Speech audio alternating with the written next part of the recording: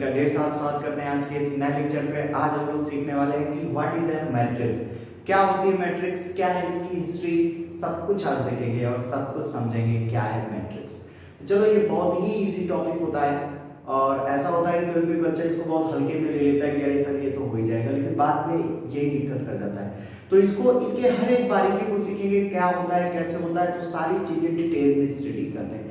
सबसे पहले मैं अगर इस मैट्रिक्स की हिस्ट्री के बारे में बात करूं कि मैट्रिक्स की हिस्ट्री क्या है, तो इसकी हिस्ट्री बेटा बहुत पुरानी है।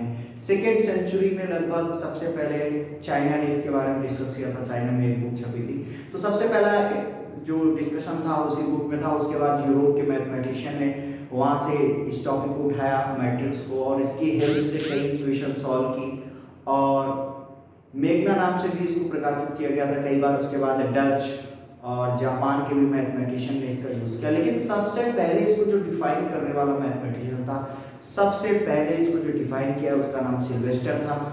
सिल्वेस्टर ने सबसे पहले इसको डिफाइन किया 1850 में। हाँ, 1850 में सबसे पहले सिल्वेस्टर ने सबसे पहले इसको डिफाइन किया। सिल्वेस्टर ने बताया कि अगर बहुत सारे नंबर्स हो, उनका representation, if a number are represented in form of rectangular or in form of square, then that's called matrix। तो सबसे 1850 मतलब 1850 के बाद ही इसका यूज काफी ब्रॉड लेवल में होना शुरू हुआ, क्योंकि उससे पहले ये डिफाइन नहीं था। तो जो मैथमेटिशियन इसका यूज जहां सक्सेसफुली कर पाते थे कर रहे थे, लेकिन डिफिनेशन के बाद इसको एक नया रास्ता मिला, एक नई तरीके मिले। उसके बाद सबसे पहले स्टार्ट करते हैं मैट्रिक्स। तो मैट्रिक्स क्या है, इसकी डिफिनेशन है a set of even numbers arranged in the form of a rectangular array of m rows and n column is called matrix। और कैसी matrix is called matrix of m cross n order. क्या कहलाएगी बेटा, m cross n order की matrix. अगर a set of even numbers को हम arrange करें in the form of rectangular array और स्क्वायर, अमूमन हम केवल इतने से काम चला सकते हैं, और square of m rows and n columns is called matrix of m cross n order. इसका रिप्रेजेंटेशन कैसे होता है, रिप्रेजेंटेशन इसका होता है बेटा ऐसे, मैट्रिक्स, और मैट्रिक्स को हम लिख सकते हैं a i j, और स्मॉल से लिखते small i j m cross n। ये जो a होता है वो नंबर ऑफ एलिमेंट्स होते हैं, और i j इसके बारे में आपको बताता हूं कि पोजीशन डिफाइन करेंगे, किस रो पे है, किस कॉलम पे। ये i j क्या करते हैं, उस एलिमेंट्स की पोजीशन डिफाइन करते हैं, वो रो पे किस पोजीशन पे, कॉलम पे किस पोजीशन पे है। तो पहले तो इसकी डिफिनेशन समझते हैं कि a set of even numbers, आपके पास बहुत सारे नंबर्स हो, उनको आप रेक्टेंगुलरली लिख दो या इन फॉर्म ऑफ स्क्वायर के फॉर्म में रिप्रेजेंट कर दो, तो उसकी हेल्प से क्या होता है, फिर एक मैट्रिक्स मिलती है। अच्छा, इसका यूज हम लोग लीनियर इक्वेशंस को सॉल्व करने में भी करते हैं। इसका बहुत ब्रॉड यूज है, आजकल इंजीनियरिंग की फील्ड में तो इसका बहुत ही यूज हो रहा है। ठीक है, जरूरत पड़ने में वो भी देखेंगे। तो सबसे पहले शुरुआत करते हैं इस मैट्रिक्स के रिप्रेजेंटेशन से और इसके आर्डर से। एक बात और, क्या होता है कि मैट्रिक्स का अपना कुछ नहीं होता भैया। जैसे कि हम इंसान, हम बहुत सारे जितने भी इंसान हैं, सब पे एक चीज कॉमन है कि सबके पास भाई दो हाथ हैं, दो पैर हैं, दो आंखें, दो नाक। तो कैसे जानोगे भाई, आदमी तो इंसान तो सब है। तो हम लोगों ने नाम रखना शुरू किया, भाई तुम रामू हो, तुम चिंटू हो, तुम गोलू हो, तुम मोलू हो, तुम सोलू हो। उसी तरह मैट्रिक्स को भी आइडेंटिफाई करने के लिए हम लोगों ने उसके नाम रखने शुरू किए। अब नाम उसकी क्वालिटी के हिसाब से रखेंगे। अब क्वालिटी कैसे जज करेंगे, जो क्वालिटी जज होगी वो उसके ऑर्डर के अकॉर्डिंग जज होगी। जैसे मैंने कहा, सपोज करो मेरे पास, मैंने ये रिप्रेजेंटेशन किया मैट्रिक्स का, मैंने ये रिप्रेजेंटेशन किया 2 3 1 4 2 3, मैंने ये किया। अब सबसे बड़ी बात कि सर आपने कहा था कि matrix is represent in some order, तो इसका ऑर्डर क्या है। सबसे पहले आप इसका नाम बताने से पहले इसका ऑर्डर बताओ, क्योंकि आपने शुरू में ही कहा था कि जो मैट्रिक्स होंगी वो किसी ऑर्डर में रिप्रेजेंट की जाएगी। तो चलो ठीक है, बहुत अच्छा क्वेश्चन है, पहले इसका हम ऑर्डर देते हैं। अगर मैं कहूँ ये मैट्रिक्स ए है, तो इसकी ऑर्डर क्या होगी, पहले ऑर्डर की बात करते हैं। ऑर्डर में क्या होता है बेटा, एक रो होता है, एक रो होती है और एक होती है कॉलम, एक रो होती है और एक होती है कॉलम। अब रो क्या है, कॉलम क्या है? रो बहुत कैसे से जानते हो आप, ये रो है, ये रो चल रही है, एक पंक्ति पे आप खड़े हुए रो है, और ये कॉलम, इसको क्या रिप्रेजेंट करेंगे, ये कॉलम को रिप्रेजेंट करेगी ये रो। अभी मैं आपको क्लियरली समझा दूंगा, आप बिल्कुल डाउट फील नहीं करेंगे। ये रो है और ये कॉलम, मतलब अगर मैं देखूं तो इसमें कितने रो हैं, एक ये रो है, वन रोज, और एक ये दो, इसको m बोलते हैं, इसको n बोलते हैं, ठीक है, कंफ्यूज मत होना। अब मैंने कहा कि 1 2 ऐसे कितनी रोज बन रही, रो के बारे में मैंने बताया ऐसे रो होगी, तो इसमें कितने रो हैं, 1 2, टोटल नंबर ऑफ रोज कितने हो गए, 2। करो, टोटल नंबर ऑफ रो कितने हुए, 2। अगर टोटल नंबर ऑफ रो 2 हो गए तो एक बात बताओ कॉलम कितने हो गए। अब कॉलम मैंने कहा डाउनवर्ड, देखो रो जो हो गया वो हॉरिजॉन्टल और कॉलम क्या हो गया वर्टिकल, तो अब वर्टिकली चेक करें 1 2 and this one is 3, check करो 1 2 and 3, इसका मतलब कॉलम कितने हो गए 3।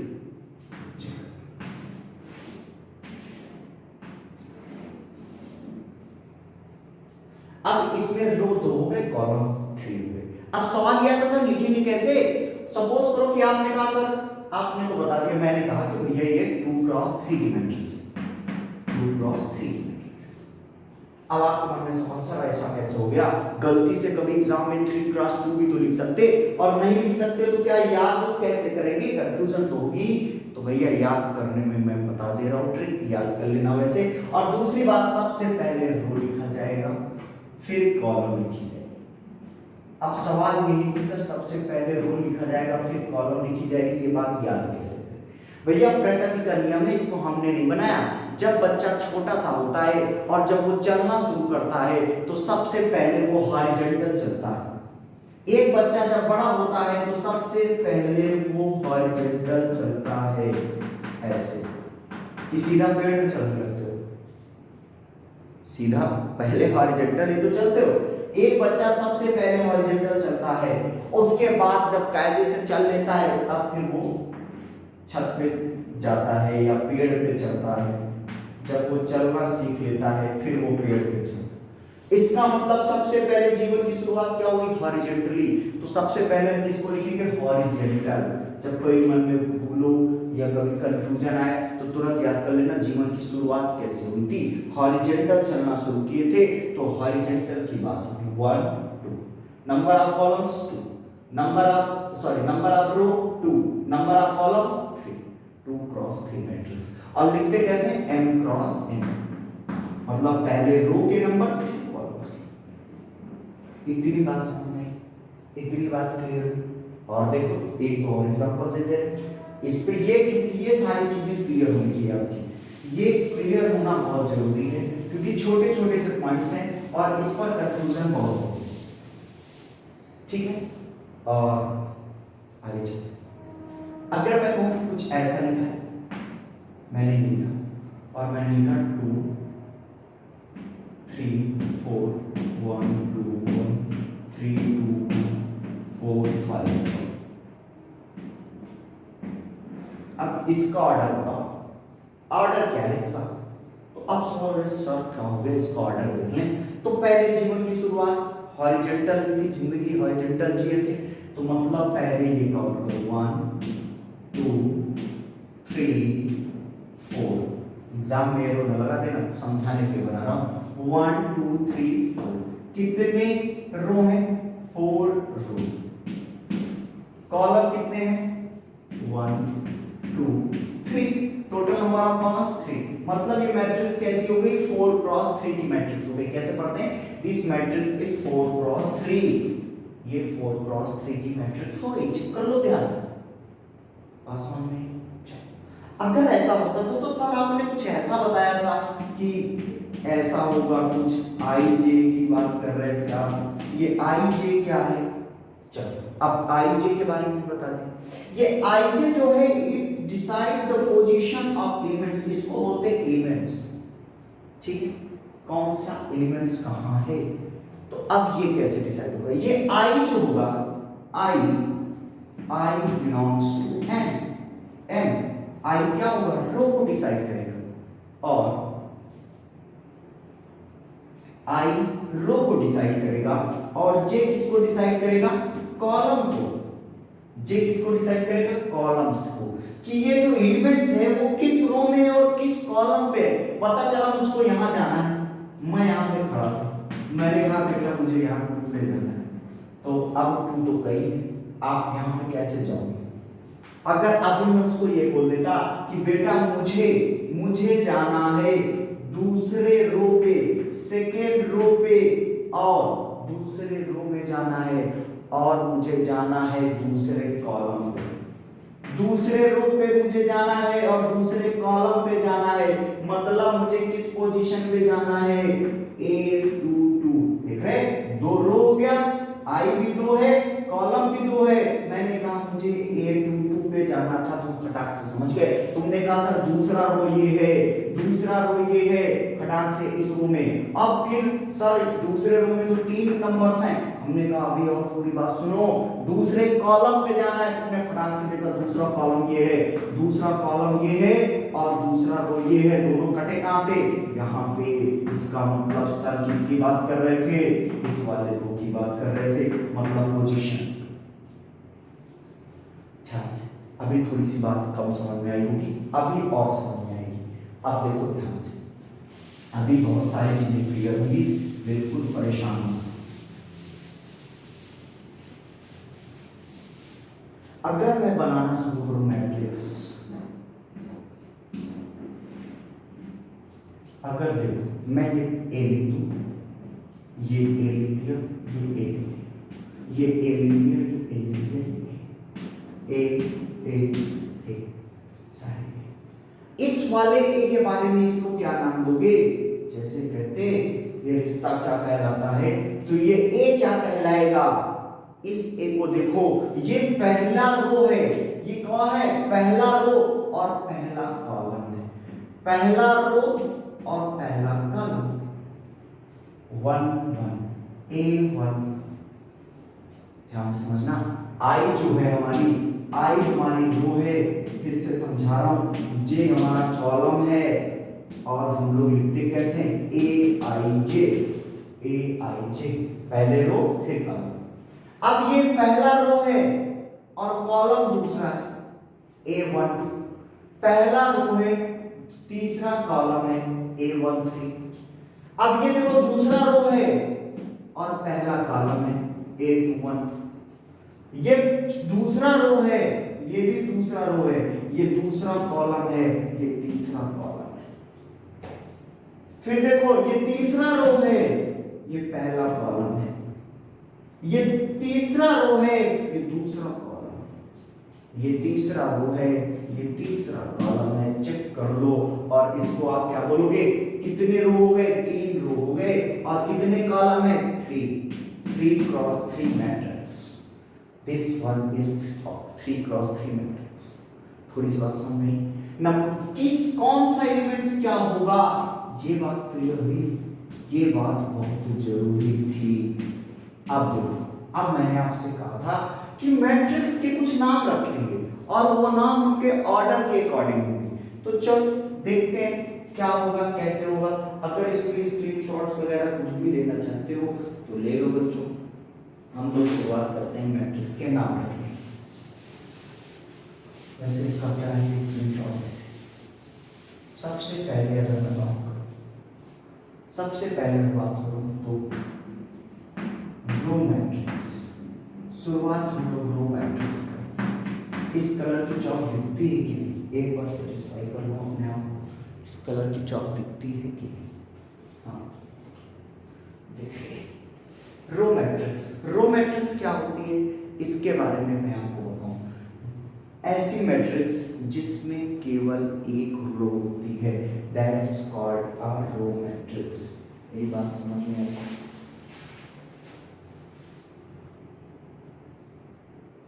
थोड़ी सी बात clear. Matrix having only one row is called row matrix. कैसी होगी ध्यान से, मैंने कहा A इक्वल टू 1 2 कॉमन ले लेंगे 1 2 3। इसमें देखो कितने रो हैं भाई साहब, एक रो है केवल, मतलब 1 क्रॉस 3, कॉलम 3 है 1 2 3, कॉलम से कोई मतलब नहीं। मैंने कहा कि a matrix having only one row, मैंने कॉलम के बारे में कुछ नहीं कहा। ऐसी मैट्रिक्स जिसका केवल एक रो हो वो रो मैट्रिक्स कहलाती है। बात समझ में? अब तो क्योंकि एक ही रो है इसमें, ये देख लो भैया, कॉलम पे मत परेशान हो जाना, रो को देख लो। अब कॉलम मैट्रिक्स क्या होती है? अगर कॉलम मैट्रिक्स की बात करूं, कॉलम मैट्रिक्स की बात करूं तो अ matrix having only one column, एक ऐसी मैट्रिक्स जिसका केवल वन कॉलम हो वो क्या कहलाती है? Column matrix. कॉलम मैट्रिक्स कैसी होती है? कॉलम मैट्रिक्स ध्यान से, उसमें केवल एक कॉलम होगा, एक कॉलम ऐसे 1 2 3। चेक कर लो कितने कॉलम हैं, 1 कॉलम है, लेकिन रो कितने हैं? 1 2 3 रोज है। तो अगर 3 रोज है 3 क्रॉस 1। अब ये मत कह देना सर 3 रो है तो रो से हम सीखा मतलब कॉलम मैट्रिक्स देख रहे भैया। कॉलम मैट्रिक्स के लिए क्या जरूरी है? कॉलम मैट्रिक्स के लिए सबसे जरूरी बात ये है कि उसके पास केवल एक कॉलम और यहां पे केवल एक कॉलम। बात समझ में? इसके बाद बात आती है square matrix. Now we talk about square matrix. Square वही स्क्वायर होता है जिसके बारे में जानते हो, अभी तक सब कुछ रेक्टेंगुलर था। कॉलम मैट्रिक्स भी रेक्टेंगुलर है और रो मैट्रिक्स भी रेक्टेंगुलर है। तो स्क्वायर मैट्रिक्स है, स्क्वायर मैट्रिक्स भैया, square matrix are those matrix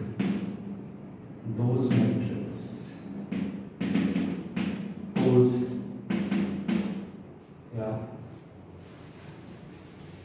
those matrix which having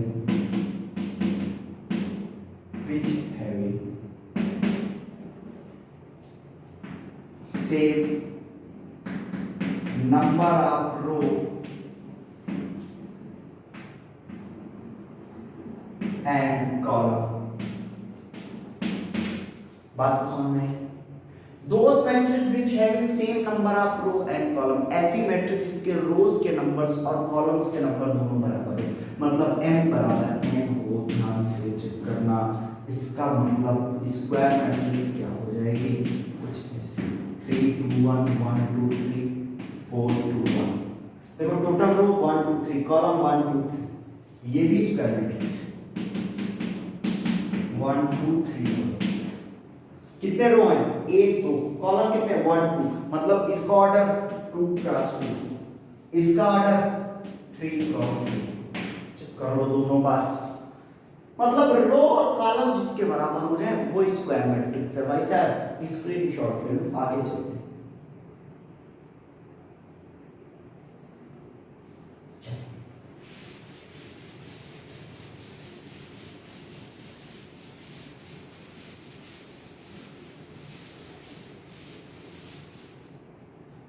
अब डायगोनल मैट्रिक्स है।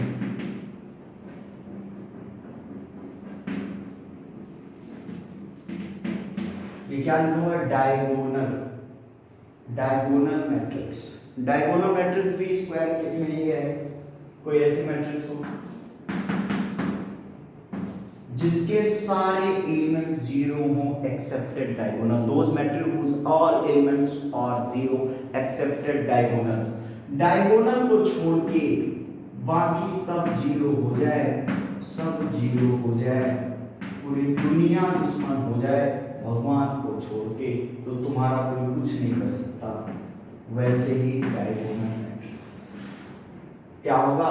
डायगोनल्स को छोड़ के बाकी सारे एलिमेंट्स जीरो हो जाएंगे। डायगोनल्स मतलब हम कह सकते हैं किसको किसको छोड़ के? A11 A22 और A33। इसको लिखा भी जाता है मैथमेटिकली ऐसे, all elements are zero, all elements are zero excepted Aij where I बराबर j। कह रहा है सारे एलिमेंट जीरो होंगे केवल Aij को छोड़ के जहां पर I बराबर j हो। देखो 1 1 2 2 3 3 Ij बराबर इसको छोड़ के बाकी सब क्या हो जाएंगे जीरो।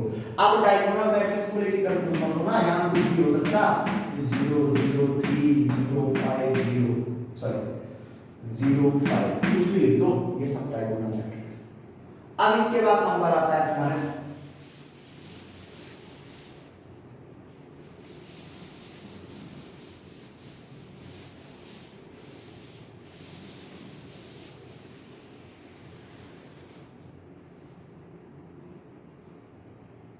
अब हम बात करते हैं scalar matrix. Scalar matrix, scalar matrix क्या होते हैं? अगर मैं स्केलर मैट्रिक्स के बारे में बात करूं तो इसके भी ऑल एलिमेंट्स और जीरो, इसके भी सारे एलिमेंट जीरो होते हैं एक्सेप्टेड डायगोनल्स। अब प्रोफेसर डिफरेंट क्या है? डिफरेंट क्या है जब सारे एलिमेंट जीरो हैं केवल डायगोनल को छोड़ के? ये बात तो आपने डायगोनल मैट्रिक्स में भी बताई थी, क्या लिख दिया 2 2 और 3। अब आपने सर ये बात तो डायगोनल मैट्रिक्स में भी बताई थी, तो स्केलर मैट्रिक्स में भी तो वही बात बता दी, लेकिन अंतर है।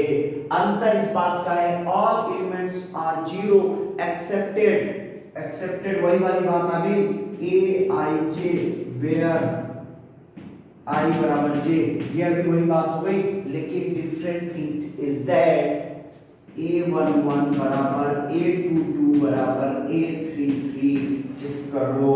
वहां पर ऐसी कोई कंडीशन नहीं थी कि डायगोनल के एलिमेंट्स इक्वल हो, यहां पर कंडीशन है कि डायगोनल के सारे एलिमेंट्स इक्वल होने चाहिए।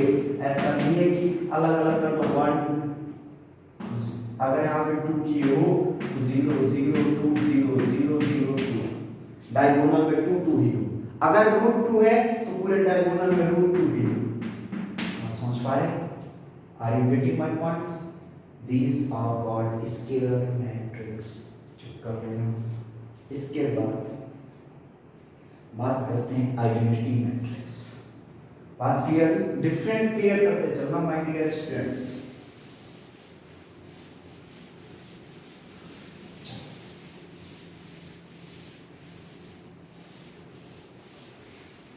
अगर इतनी बात समझ में आई, अब मैं बात करूंगा आपसे कुछ आइडेंटिटी मैट्रिक्स। आइडेंटिटी मैट्रिक्स क्या होती है? आइडेंटिटी मैट्रिक्स आइडेंटिटी पहचान, तुम्हारी पहचान। तो आइडेंटिटी मैट्रिक्स की अगर मैं बात करूं तो ये भी all elements are zero excepted diagonal. क्या फिर हो गई बात? हो गई सर, क्या कह रहे हैं आप? A11 0 0 0 A22 0 0 0 A33। सर फिर वही बात कर दिया, all elements are zero excepted diagonal. हमने कहा फिर कुछ अलग होगा, इसमें भी वही बात है Aij को छोड़ के बाकी सब जीरो होंगे। और नई बात इसमें ये है कि A11 A22 और A33 सब एक होंगे diagonal if all numbers of diagonals. मैं लिख दे रहा हूं, इसको लिख दे रहा हूं, इसको लिख दे रहा हूं। इफ बोल भी रहा हूं, सुन के भी लिख सकते हो। If all elements are zero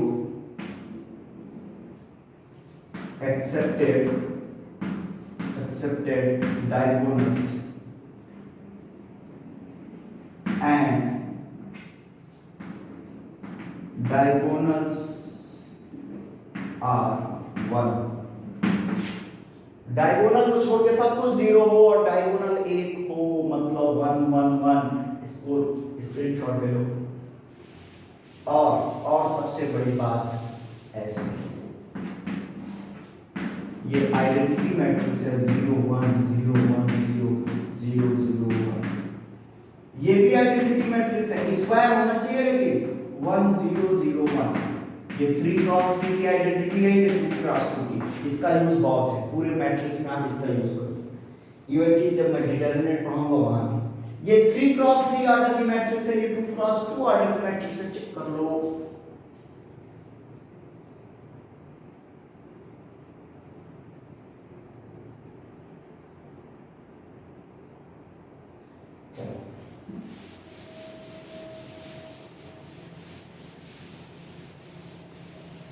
अब मैं बात करूंगा आपसे,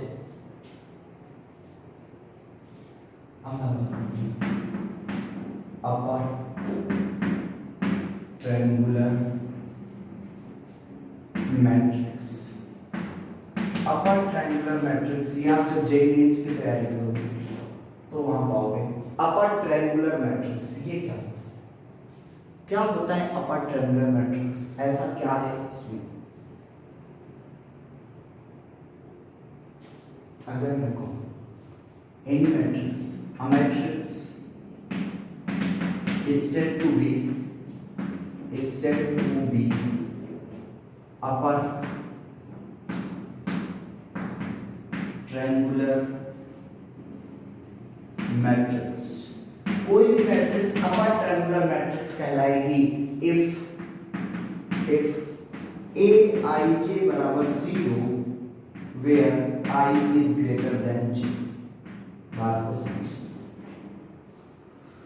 aij इक्वल टू 0 होना चाहिए I is greater than j के लिए। यहां मेरी बात को समझना थोड़ा ध्यान से, केयरफुली। ये a equal to a11 a12 a13 a21 a22 a23 a31 a32 a33। मैंने कहा ऑल एलिमेंट्स और 0 aij 0, जो ij से बड़ा है, जितने भी ij से बड़े हैं वो सब 0 होने चाहिए। यहाँ पे ij बराबर है कोई बात नहीं, यहाँ पे ij से छोटा है कोई बात नहीं, ij से छोटा है कोई बात नहीं, ij से बड़ा है ओ माय गॉड ये 0 हो जाएगा। i यहाँ पे 0 से बड़ा था क्योंकि ये 2 1 था ना, 2 इज ग्रेटर देन 1, और मैंने कहा ij से बड़ा होगा तो 0। फिर देखो a22 दोनों बराबर हैं कोई बात नहीं, छोड़ दिया गया तुमको, यहां पर तुम छोटे हो तो छोड़ दिए गए। अब यहां पे बड़ा हो गया, ओ माय गॉड इसको भी हटा दो, i बड़ा हो गया, यहां पे भी i बड़ा है, ये भी 0, यहां पे बराबर है कोई बात छोड़ करो ध्यान से इतनी मेरी बात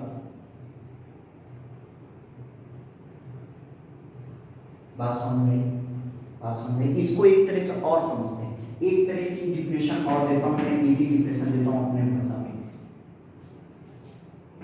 below diagonal bone all elements are 0। इसको याद कर लो, बाकी बिल्कुल आसान। ये आ रहा है, मैं चेक कर लूं एक बार। Below diagonals all elements are 0। हाँ आ रहा है, below diagonals all elements are 0। देखो ये डायगोनल है और डायगोनल के नीचे सारे एलिमेंट 0 कर लो। चल, और जितने अपर हैं सब बढ़िया अच्छे से जवाब की तरह। चलो अब मैं बात करूंगा लोअर ट्रायंगुलर मैट्रिक्स। स्क्रीनशॉट ले लो इसकी, फटाक से स्क्रीनशॉट ले लो। चलो अब मैं बात करूंगा लोअर ट्रायंगुलर मैट्रिक्स की, ये अपर हुई। अब मैं बात कर रहा हूं lower triangular matrix. Lower triangular matrix, a matrix is said to be lower triangular. A matrix is said to be lower triangular matrix if aij is equal to 0 for all I is less than j। वक्त बदल गया, जज्बात बदल गया भाई साहब, मेरी बात को ध्यान से समझना। Below type, oh my God, ये एबव हो गया, एबव डायगोनल ऑल एलिमेंट्स और 0 अभी चेक कर लेना। यहां पर जो कुछ था वैसे था, जैसे था वैसे कर। a12 a31 a32। अब मैंने कहा कि जहां पे j i से बड़ा होगा वो टक से 0। 0। चलो यहाँ पर आई जे कौन सा, ये जे बड़ा है, ओ माय गॉड, इसको 0। तुम भी बड़े हो, तुम भी 0। बड़ा होना इतना आसान नहीं है मैट्रिक्स में। तुम भी बड़े हो, चले जाओ, हमेशा बड़ा ही पूछता है। अब देखो बाकी सब बराबर है या तो छोटे, ठीक है। अब यहाँ देखो डायगोनल के एबव जितने एलिमेंट्स हैं सब क्या है, 0 है, चेक कर लो। यही तो कह रहे थे, इसी के साथ स्क्रीनशॉट ले। अगर यहीं से स्क्रीनशॉट ले लो तो चलो अब हम लोग कुछ क्वेश्चन देखते हैं इससे रिलेटेड, उसके बाद अपनी बात को आगे बढ़ाते हैं, है कि नहीं। कुछ क्वेश्चंस भी करो, वरना पूरे इंट्रोडक्शन से तुम बोर हो जाते हो, तुम्हारे कंफर्ट का पूरा ख्याल है नहीं।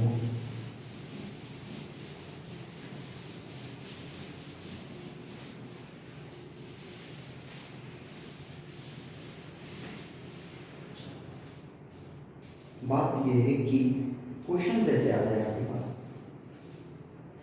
क्वेश्चन ऐसे एनसीईआरटी का पहला क्वेश्चन,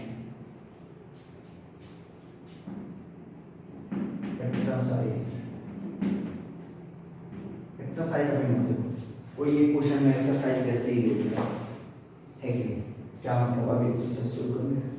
अच्छा मैं क्वेश्चन ले रहा हूँ 2 3 1 3 2 0 5 2 1 3 4 6 7, एक और बढ़ा दो -2 -3 2 5। पहली बात तो आपसे पूछ ले कि बताओ what is order of given matrix. Given matrix का ऑर्डर क्या है, तो क्या बताओगे।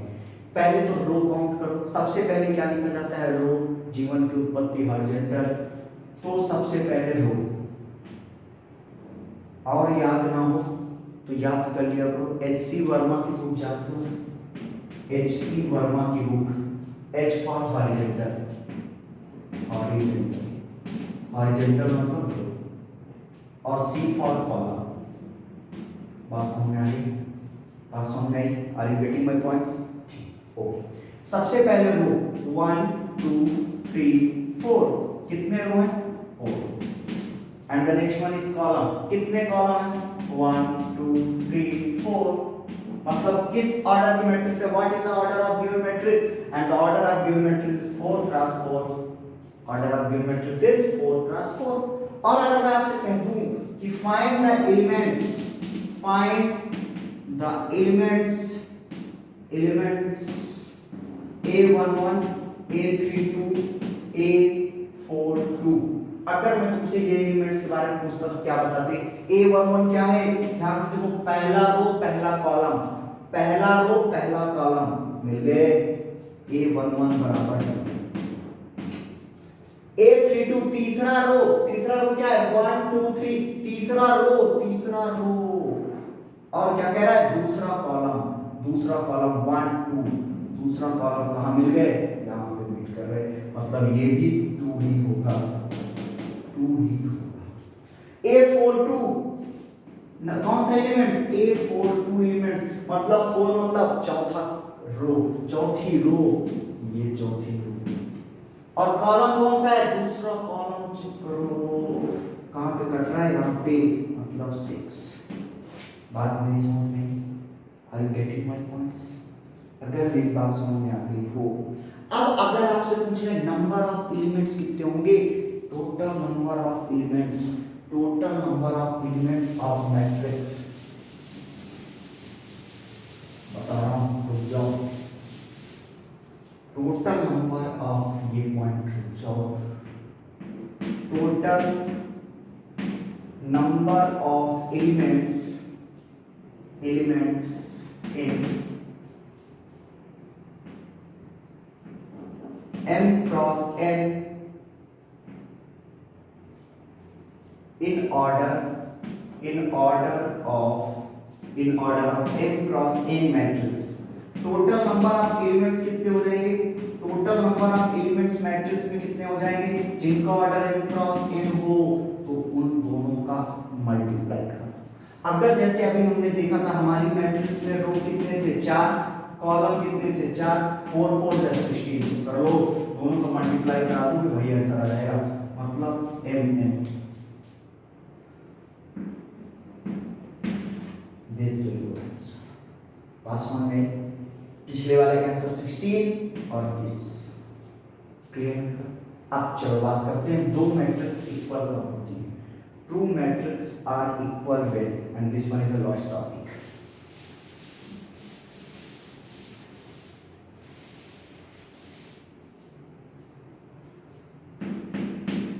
Two matrices are equal if they are same order. If they are same order and बात को समझना, two matrices are equal if they are same order and their corresponding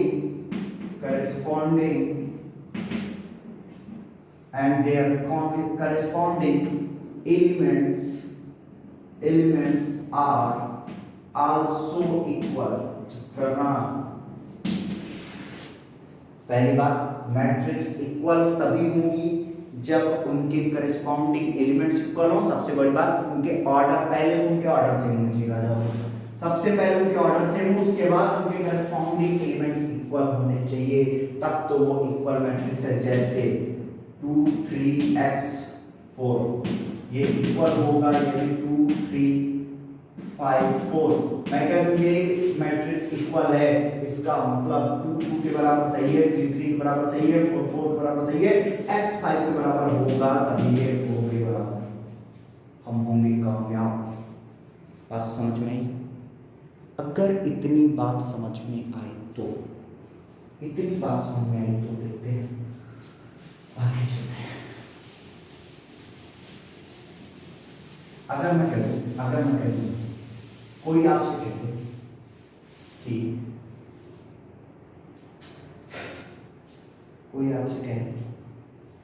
कि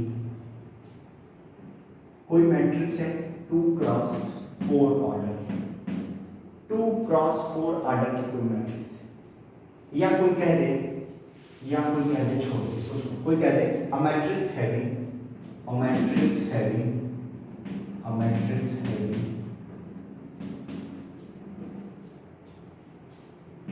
16 एलिमेंट। कितने एलिमेंट हैं? 16 element. What orders can be possible, क्या order उसके possible हो सकते हैं? 16 एलिमेंट्स अगर मैं आपको दे दूं तो आप कितने ऑर्डर की मैट्रिक्स बना सकते हैं? इसके लिए आपको चेक करना होगा। एक तो आप 1 क्रॉस 16 बना सकते हो, एक रो 16 कॉलम, एक आप बना सकते हो 16 क्रॉस 1 की 16 रो 1 कॉलम, और एक आप बना सकते हो 2 क्रॉस 8 की 2 रो 8 कॉलम। मतलब हाउ जितने पॉसिबल फैक्टर्स ऑफ 16 जितने होंगे उतने नंबर के ऑर्डर बना सकते हो। और क्या पॉसिबल है? और पॉसिबल है 4 4 जा 16 कर लो, और इसके अलावा कुछ पॉसिबल नहीं है। पॉसिबल है तो वो है 8 काउंट, बस। कितने ऑर्डर पॉसिबल है? 1 6। ये चेक करो, बात नहीं समझ में। अब अगर एनसीईआरटी के क्वेश्चंस की मैं बात करूं तो अगर मैं एनसीईआरटी के कुछ क्वेश्चंस की बात करूं तो उसमें क्वेश्चंस है if matrix have 24 elements what are possible order. 24 के जितने पॉसिबल फैक्टर्स हैं दैट्स ऑल आर ऑर्डर। इसके बाद कह रहा है what if it has 13 elements. 13 elements हैं तो उसके फैक्टर क्या होते हैं? 1 क्रॉस 3 1 क्रॉस 13 और 13 क्रॉस 1, दो ही पॉसिबल है। 18 एलिमेंट्स के लिए जितने पॉसिबल आप कर सकते हो। अब चलो मिलते हैं next day exercise, next day क्यों आज ही खत्म। आपको क्या सर आपको चेंज हुआ है? एक्सरसाइज 3.1 का क्वेश्चन है।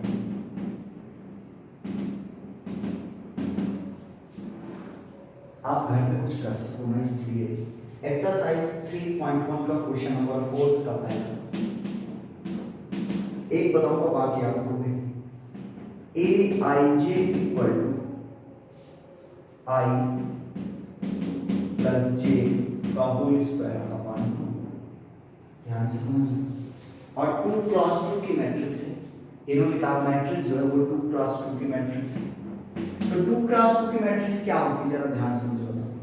2 क्रॉस 2 की मैट्रिक्स ये होती है A11 A12 A21 A22। ये क्लियरली दिख रहा है कि कितना ज्यादा छोटा लिख दिया, दिख रहा है। ये क्या है बेटा, A11 A12 A21 A22 ये लिखा हुआ है। अगर ये लिखा हुआ है तो मेरी बात समझो, A11 एलिमेंट्स क्या होगा, 1 क्या है, 1 जो है वो रो है, I क्या है, रो है, तो I बराबर 1, J कितना है 1, तो A11 अगर मैं यहां रख दूं, A11 अगर रख दूं तो I की जगह 1 J की जगह 1, I की जगह 1 J की जगह 1 स्क्वायर बाय 2, मतलब ये 2 2 जा 1 1 मिल गया 2, 2 का स्क्वायर 4 और 4 बाय 2 मतलब बचा होता है 2 ही। तो इसको चाहे तो समझ लो कि कैसे है। अब A12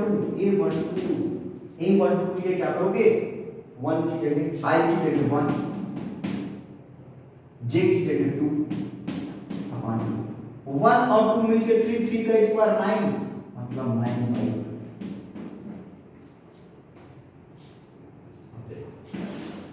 अब मैं क्या निकालूंगा, A12 हो गया A21 या 2 क्रॉस 2 की मैट्रिक्स निकाल ली, भावनाओं में बह के 1 3 ना निकाल देना, वो 3 क्रॉस में पहुंच जाओगे। चलो अब देखो ध्यान से, 2 1 I की वैल्यू क्या हो गई 2, J की वैल्यू 1 का होल स्क्वायर अपॉन 2, मतलब कि 2 1 3 3 जा 9 बाय 2 करना। अब A22 I की वैल्यू 2 J की वैल्यू 2 का होल स्क्वायर अपॉन 2 और ये 2 2 4 4 से 16 बाय 2 मतलब 8। अब इन सबको उठा के यहां पर तो मैट्रिक्स बन जाएगी। A11 की वैल्यू 2, A12 की वैल्यू 9 बाई 2, A21 की वैल्यू 9 बाई 2 और A22 की वैल्यू 8 होगी, चेक कर लेना। इस तरह से ये आंसर कितना इजी, बहुत ही इजी है। इसके बाद I अपॉन J है, same to same I plus 2J। इसके बाद 3 क्रॉस 4 मैट्रिक्स बनानी है, टोटल 12 एलिमेंट्स होंगे तो कर लेंगे आप, ठीक है। ये 2 मैट्रिक्स इक्वल होंगी, करस्पॉन्डिंग एलिमेंट्स को इक्वल दिखा दो, सब इजी है। आई होप आप कर लेंगे। थैंक यू, तो फिर मिलते हैं नेक्स्ट लेक्चर पे। Thank you.